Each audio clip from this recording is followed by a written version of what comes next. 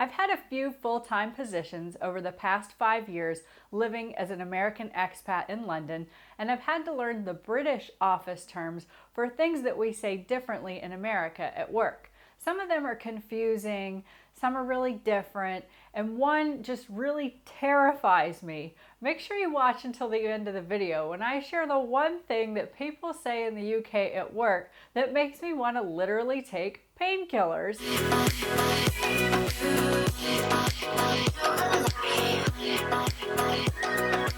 First, in England, you want to refer to your diary when you're planning meetings and events. For example, in America, you say, "I'll put it in my calendar," where here you say, "I'll put it in the diary." For an event or meeting in America, you would ask, "What's the schedule or plan of events?" Here you would inquire about the running order. In fact, you would never ask about the schedule because that's not the way they say it here. They say they say schedule. I can't even, I hope I said that right. Schedule. Yeah, and if you were to get into a debate with a British person about how you actually say that word, they're going to point out to you that there's no K in schedule. So, you know what? Point taken. Yeah. All right, so if a person can't make a meeting in America, they send their regards. Here in London, you send your apologies. If you're waiting for someone to bring you to a meeting in the UK, you wait in reception for someone to collect you, which kind of makes me laugh because I feel like you're a piece of mail. In America, you wait for somebody to come get you or to retrieve you.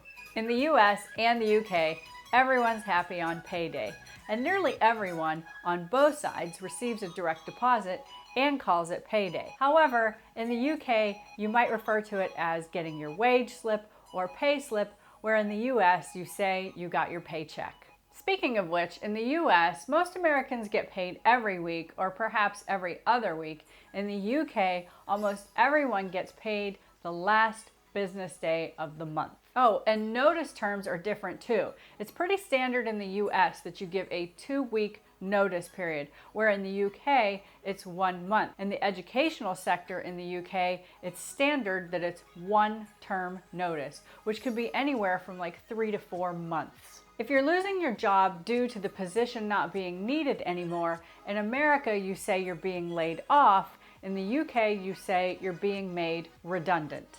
Pin, like, and share this video if you found it valuable. Don't forget to subscribe to the Sunny News so you don't miss any updates about fun things to do in London, travel advice, and of course, the US versus UK videos. Finally, that painful word I mentioned earlier is something that I need clarified, and that is the term surgery. I think in the UK it means an intense workshop.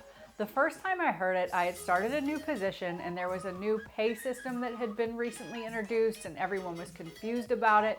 The finance director offered to have a surgery to help everyone understand it. Since I was new, it didn't apply to me, but I don't think I would have gone anyways because it just sounded really scary.